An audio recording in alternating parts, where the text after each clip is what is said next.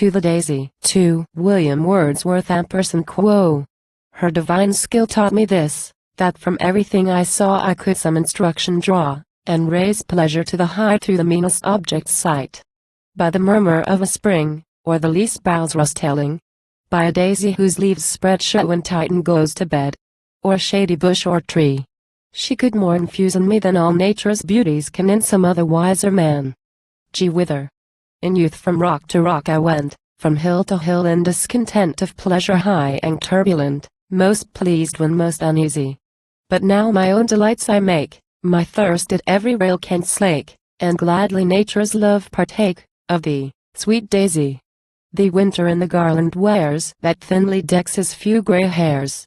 Spring parts the clouds with softest airs, that she may sun thee. Whole summer fields are thine by right, and autumn, melancholy white, doth in thy crimson head delight when rains are on thee. In shoals and bands, amorous train, thou greetest the traveller in the lane, pleased at his greeting thee again. Yet nothing daunted, nor grieved if thou be set at naught, and oft alone in nooks remote we meet thee, like a pleasant thought, when such are wanted. Be violets in their secret muse the flowers the wanton's efforts choose.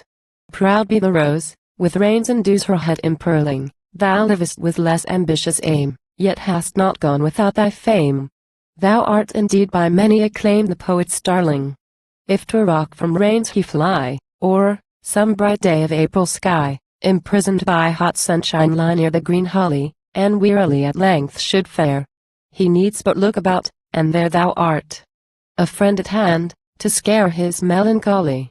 100 times, by rock or bower, thus I have lain couched an hour, have I derived from thy sweet power some apprehension, some steady love, some brief delight, some memory that had taken flight, some chime of fancy wrong or right, or stray invention.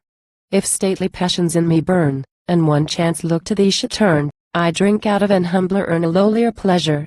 The homely sympathy that heeds the common life, our nature breeds, a wisdom fitted to the needs of hearts at leisure.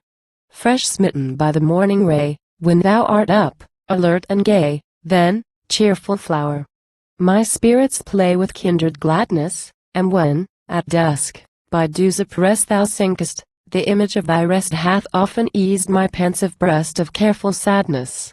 And all day long I number yet, all seasons through, another debt, which I, wherever thou art met, to thee am owing. An instinct call it, a blind sense, a happy, genial influence, coming one knows not how, nor whence, nor whither going. Child of the year, that round dost run thy pleasant course, when day's begun is ready to salute the sun as lark or leveret, thy long lost praise thou shalt regain, nor be less dear to future men than in old time. Thou not in vain art nature's favorite.